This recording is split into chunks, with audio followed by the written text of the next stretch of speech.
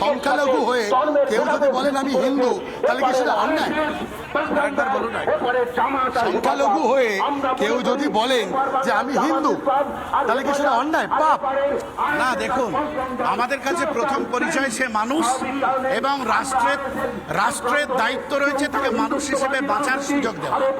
ইউনূস সরকার আমরা ক্রমাগত দেখছি, গত আগস্টে যে ঘটনা ঘটেছে তারপর থেকে আমরা দেখছি ক্রমাগত রাজনৈতিক বিষয় বলে একটা ধর্মের, বিশেষ ধর্মের আমার হিন্দু ভাইদের বা সংখ্যালঘু হিন্দু ভাইদের উপরে অত্যাচার করা হচ্ছে।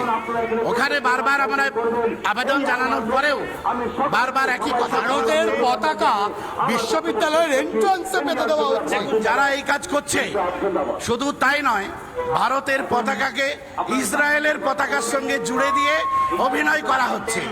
আমরা এর তীব্র প্রতিবাদ জানাই, ঘৃণা জানাই।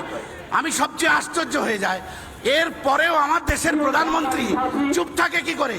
তিনি কেন ইউনূস সরকারের কাছে কড়া বার্তা দিচ্ছেন না? দেশবাসী আশ্চর্য হয়ে যাচ্ছে যে আমার ভাইয়েরা মার খাচ্ছে, আমার ভাইদের ধর্মস্থান ধ্বংস হচ্ছে, তারপরে নরেন্দ্র মোদী চুপ। আমার রাষ্ট্রের রাজনৈতিক নেতারা, বিশেষ করে শাসন ক্ষমতায় যারা আছেন, তারা চুপ কেন? এই প্রশ্ন আজকে আমাদের তুলে ধরতে হচ্ছে। শুভেন্দু বাবুদের কাছেও প্রশ্ন তুলবো যে আপনারা, আপনার দলের নির্বাচিত প্রধানমন্ত্রী, সে সবার প্রধানমন্ত্রী, সে তাহলে দেশের পক্ষে এখনো নীরব কেন? এটা আমাদের আপনারা কি চাইছেন? এইখানে নিরাপত্তার মধ্যে বাংলাদেশ ডেপুটি হাই কমিশনের অফিসিয়ালরা রয়েছেন, 144 দ্বারা বলছে পুলিশ, যে কারণে আপনাদেরকে এগোতে দেওয়া হলো না। কিন্তু যেভাবে ভারত, যেভাবে রাজ্য বা এই দেশ নিরাপত্তা দিচ্ছে বাংলাদেশিদের, বাংলাদেশে কেন হিন্দুদের, তারাও তো বাংলাদেশি, তাদের নিরাপত্তা দেওয়া যাচ্ছে না? একদম একদম সেই কথাটাই তো আমি পুলিশ অফিসারদের বলছিলাম, যে যেখানে আমার ভাইদের নিরাপত্তা নেই, আমার মা ভাই বাপ বোন ওখানে একটা বিশেষ ধর্মের হওয়ার জন্য অত্যাচারিত হচ্ছে, সেখানে আপনারা কেন এদের নিরাপত্তা দিচ্ছেন? কেন এদের নিরাপত্তা দিচ্ছেন? এদের নিরাপত্তা রাখবেন কেন? এদেরকে জবাব দিতে হবে আমাদের কাছে, যে তোমরা এখানে শান্তিতে আছো, তাহলে আমার ভাইয়েরা কেন শান্তিতে থাকবে না? আমরা এটা জানাতেই এখানে এসেছি।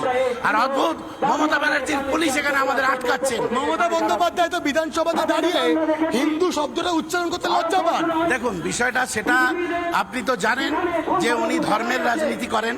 আমরা তো এই কারণেই বারবার বলি, আমাদের মুখ থেকে বারবার আসে যে ধর্মের সঙ্গে রাজনীতিকে গোলানো যাবে না, ধর্মীয় তাস খেলা যাবে না। এখন আপনারা সবাই জানেন যে উনিও একটা বিশেষ ভোট ব্যাংক, আমরা যে ভোট ব্যাংক এর বিরোধিতা করি, সেই বিশেষ ভোট ব্যাংকের দিকে তাকিয়ে আজকের দিনেও উনি অভিনয়টা চালাচ্ছেন। আপনারা আপনাদের আগামী দিনে, আইএসএফ এর আগামী দিনের কর্মসূচি কি? প্রতিবাদ চলবে? দেখুন, আমাদের প্রতিবাদ চলবে, প্রতিবাদ চলছে, বিভিন্ন জায়গাতে গ্রামে গঞ্জে মিটিং মিছিল হচ্ছে। আগামী পরশুদিন বাংলাদেশ সীমান্ত বনগাঁয়, আগামী পরশুদিন অর্থাৎ রবিবার বনগাঁয় আমাদের প্রতিবাদ মিছিল। বাংলাদেশ কি ধরনের প্রতিবাদ মিছিল? কি ধরনের? একদম বিক্ষোভ প্রতিবাদ মিছিল, এই ধরনের বিক্ষোভ প্রতিবাদ মিছিল আমাদের বাংলাদেশ সীমান্ত পর্যন্ত যাবে, পেট্রাপোল সীমান্ত পর্যন্ত, বনগাঁ শহর থেকে বেরোবে। অবশ্যই লাগাতার ছবিগুলোও দেখাবো।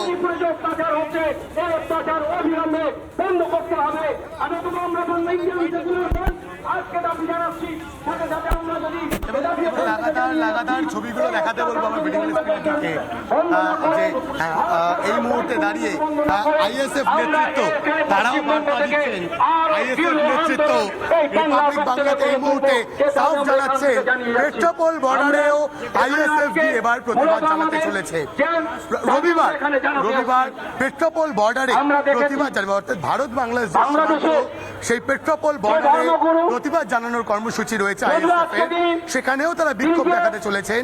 এবং এই মুহূর্তে দাঁড়িয়ে পদ্মাপাড়ে হিন্দুরা মার খাচ্ছেন, অন্য সংখ্যালঘু সম্প্রদায়ের যারা মানুষ রয়েছেন তারা মার খাচ্ছেন, আর গঙ্গাপাড়ে সনাতনী হিন্দুদের পর এবার আইএসএফ তাদের তরফ থেকে প্রতিবাদ কর্মসূচি বাংলাদেশ ডেপুটি হাই কমিশনের সামনে।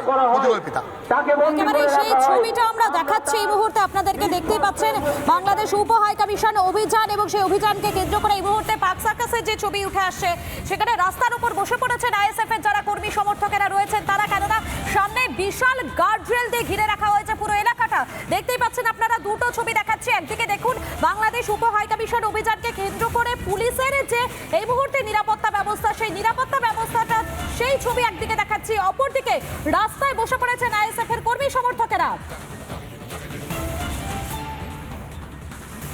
একটা পুণ্যভূমি, এই পুণ্যভূমিতে কবি রবীন্দ্রনাথ ঠাকুর, কবি বিশ্বকবি, তিনি এখানে বলে গিয়েছিলেন,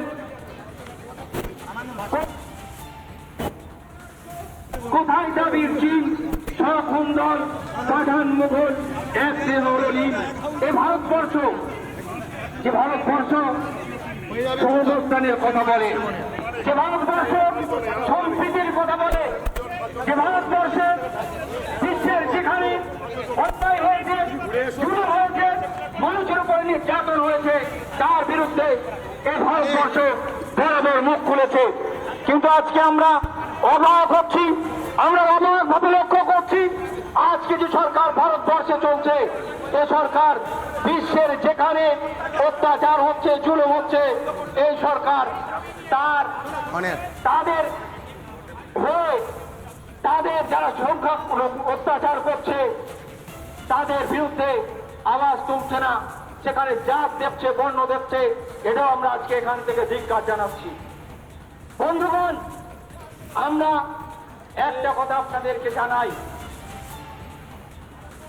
আমরা ভারতবর্ষ, পশ্চিমবঙ্গের হিন্দু মুসলিম যে একতা, ঐক্যতা আমরা রেখেছি।